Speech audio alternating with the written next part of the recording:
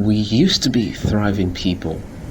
Our crops, animals, and even town affairs were always properly cared for and attended to with great precision and finesse. Now, we're basically barely surviving. Even on an island that many would call paradise, we're experiencing a hellish existence. It wasn't always like this, of course. Things used to be so good. Our ancestors made a pact that ensured peace and stability for generations to come. That is, until that pact was broken. Fast forward 5 years later, we still haven't recovered. I remember the naive days of us women saying, certainly, we are not weaker vessels in any capacity. What the men can do, we can certainly do even better. Oh, if only I knew how wrong we were. Perhaps that was the lesson we were being taught. But I digress. I'm Astrid by name.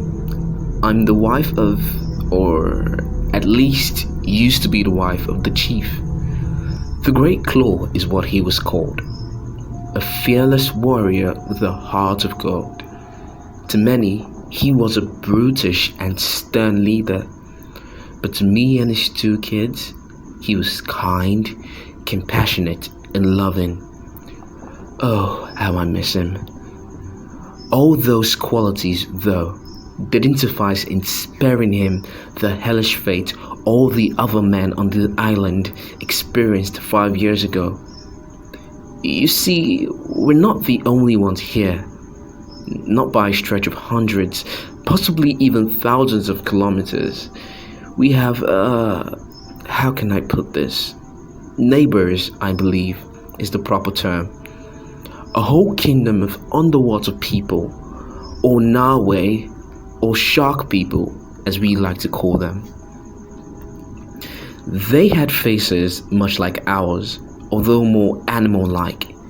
They didn't have teeth like we do either, but rather had an almost unending row of serrated sharp teeth, much like that of a shark's, hence their name. In the water, they had fins and tails, just like that of a fish, but on contact with the surface, they developed limbs very much like ours, although at least 10 times stronger. Those terrible limbs of theirs were very powerful and could lift them several feet in one jump. To say these beings were extremely frightening would be a massive understatement. I still remember my encounter with one as a young girl. I was playing with oyster shells and sand and pretty much having as much fun as a 12-year-old on an island could possibly have. Then I heard a large splash in the water. It was probably just a fish, I thought to myself, a big one. But then, even as a kid, I knew that splash was way too loud to be just a fish. That was when I saw it. The fin. The dorsal fin. We always recognize them in the water by that very trait. One more thing about the Nawe. They're all female creatures. The Nawe began to emerge from the ocean in a really weird manner. I backed up and hid quickly behind a rock. I could hear heavy footsteps and breathing from the creature as it searched for me. Its appearance, if not already imposing enough, was now even more so, with a huge spear-like weapon it had strapped to its back. It walked exactly like a woman, graceful and sure. Then it stopped and began to sniff, searching for something. It took me too long to realize it was looking for me. I held my breath and tried to be as quiet as possible, but the rock I hid behind couldn't mask my smell, as in less than a split second later, she or it was right in front of me, staring as if boring straight into my soul. I couldn't move or speak. As terrified as I was, I couldn't even make a squeak. We held this position for what felt like an eternity, before the creature let out an ear-piercing, god-awful shriek that shook me to my very core. It was at that moment I couldn't take it anymore. I screamed. I screamed and ran as fast as I could, as far as I could, to get away from that thing. I looked back and saw something that sent chills down my spine. It hadn't even moved or made any efforts to chase me. It just stood there with those soulless eyes, watching me whilst tilting its head at very odd angles. Then it did something that even till this day gives me nightmares. It smiled at me, or maybe snarled. I can't even say exactly what it did, but I do know it scared me to the point where I almost blacked out from fear. Unable to get my legs to respond, I closed my eyes and tried to wake up from this terrible nightmare. It's all a dream, Astrid. It's just a dream. Anytime now you'd wake up and all will be fine. I opened my eyes and it was gone. Nowhere in sight. The ripples in the water suggested to me that it had gone back to its home. I ran back to the village and found it very hard to ever return to the sea. Growing up and starting a family with the most powerful man in the village was all a part of the many events that transpired in my life in the years to come right after. Now, about that pact I was referencing at the beginning of this account. Centuries ago, the first settlers on this island encountered the shark people on the very first night of their arrival. The Norway confronted our ancestors, demanded them to leave the island. But since they had no other place to go, they had to plead with the shark people to let them have the land. The Norway queen, Vashti, a rather pretty sight considering the appearance of the others, made a deal with Tenkanoa, the first chief of Oceania. The full details of the deal was never disclosed, and in many generations to come after that, everyone was told the pact was just about the Norway letting us stay on the island. 5 years later though, we discovered a horrible truth. There was much more to that pact. Reports of missing young men had become quite common in the village. We initially always chalked it down to lost at sea. The real truth, however, is much worse. The deal was they'd let us stay if only we sacrificed 3 young men to them every year. How could they do this to us?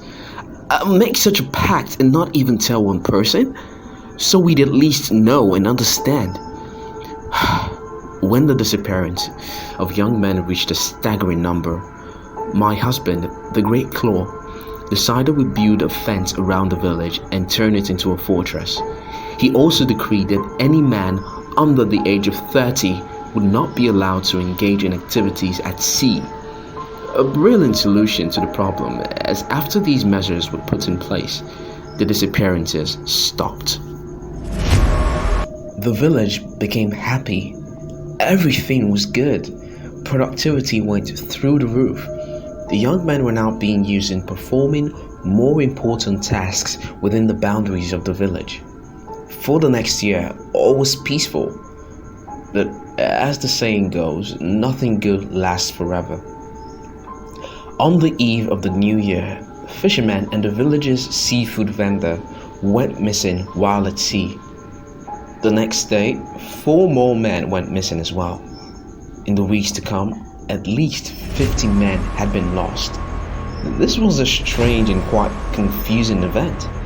We thought we passed this, ended this problem, but now it had escalated beyond degree. In a meeting with the village elders, the Great Claw decided to cease all activities at sea for a week. Soldiers were sent every night and every day to guard the perimeters of the village and to look out for who or what could have been responsible for the loss of so many men. 2 nights after this was put in place, we had a visitor. The sun had just set and the village gate was just closed on the order from the chief. About 2 hours after that, a huge bang was heard coming from the direction of the gate. It sounded like lightning was hitting the gate non-stop. The pounding got so loud, the people began to scream. The soldiers all rushed towards the gate and took up their battle positions. The captain shouted, "Steady, men, steady. We make our stand right here and protect everyone." Just then, the gate was broken down. By the time the dust cleared, everyone, even the soldiers, were left dumbfounded and so shaken up we couldn't even utter a single word. What was standing at the boundary of the village was impossible.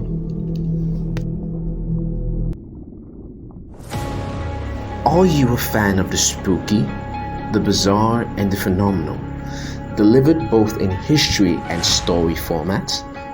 Well, Supernatural Detectives is definitely the right place to be. Here, we delve and immerse ourselves totally into the world beyond ours, to learn its mysteries, unveil its secrets, and get spooked while doing so. That sound interesting? Of course it does. Leave us a rating on Spotify and help share the podcast to others who love the spooky, the bizarre, and the phenomenal. Now, straight to the episode. A creature at least 30 feet in height. It was a shark. You might be wondering how then the shark was standing. Well, that's the part that's extremely frightening. It had limbs. I mean, forelimbs and hind limbs. A four-legged monstrosity. Its eyes shone a metallic orange in the dark.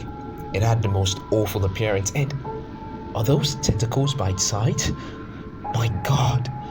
It grabbed one of the soldiers so quickly with one of its tentacles. It was so quick we didn't even notice until we heard his screams. It held him up in the air by his legs. Just then, another figure began to emerge from behind the creature. "Malthus, don't eat the man just yet. After all, we came here to talk to them and not battle, right?" It was the queen of the Norway, Vashti. What was she doing here?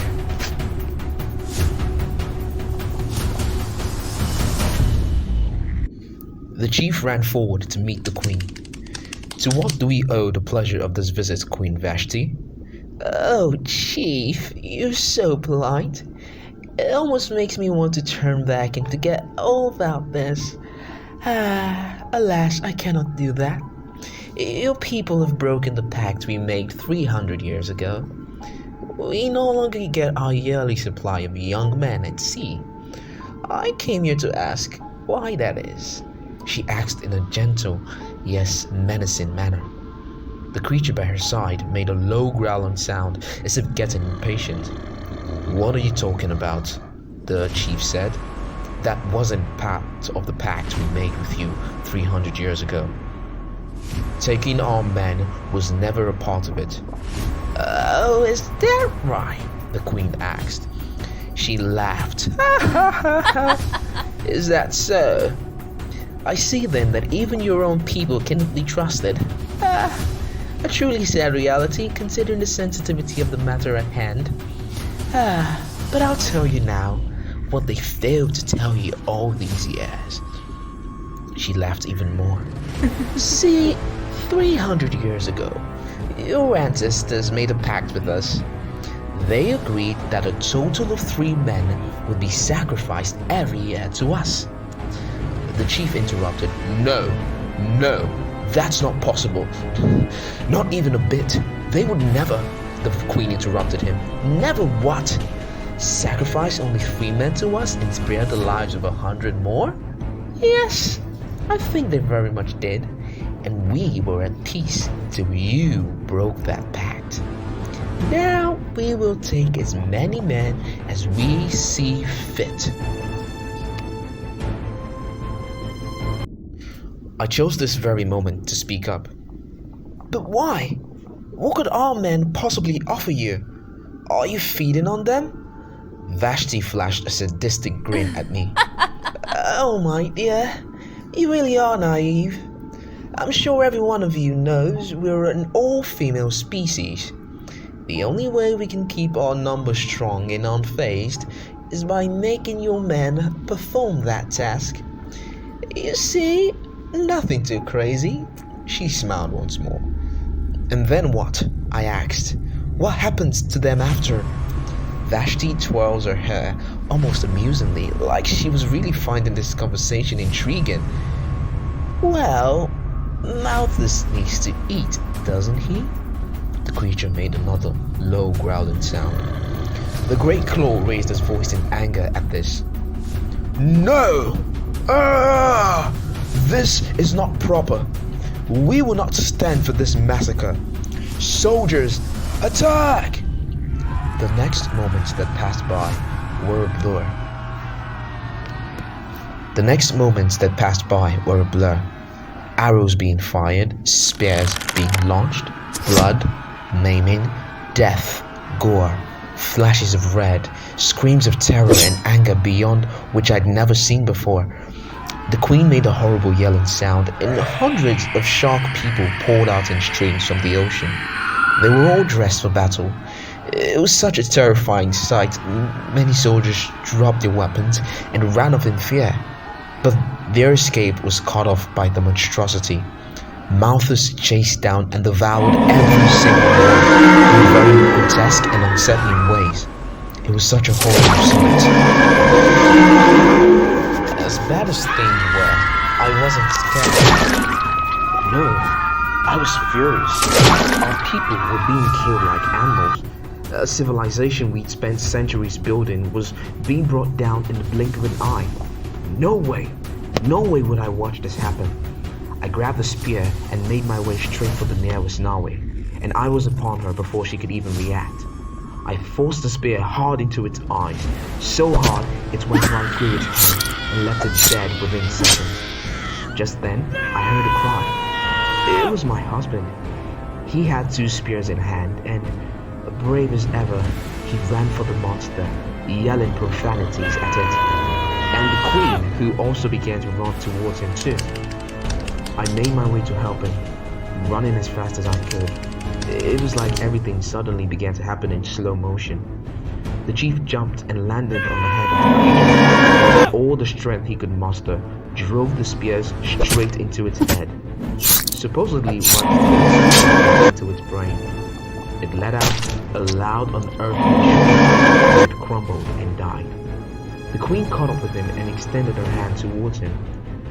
These coral-like vines began to emerge from the ground and engulf him till it was in the shape of a cage. No! I screamed. I ran towards him and tried to save him, but it was already too late. She had created 100 more of these coral vines with dozens of men in them. The Nawe began to carry the men and run off into the ocean. No! I screamed, running as fast as my legs would let me. I ran till I felt my legs burn from fatigue. I kept screaming and calling out to the queen, who was just laughing. On getting to the shore, she turned around, smiled at me, reminding me of my encounter as a kid. I froze in place, maybe out of fear or out of muscle memory. I just could not move. We asked for 3 every year, but now we'll take them all.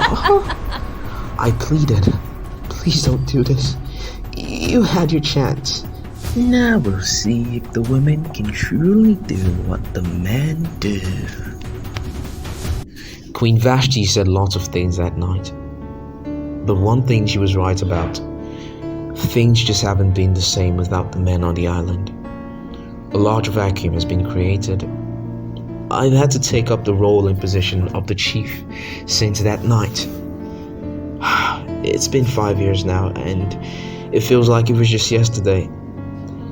Not to worry though, I can already see things emerging from the water. Any second now, the shark people will be upon us and wipe us completely off the map. I just hope we get to see those that were taken from us. We get to see them one last time. Or is that too much to ask?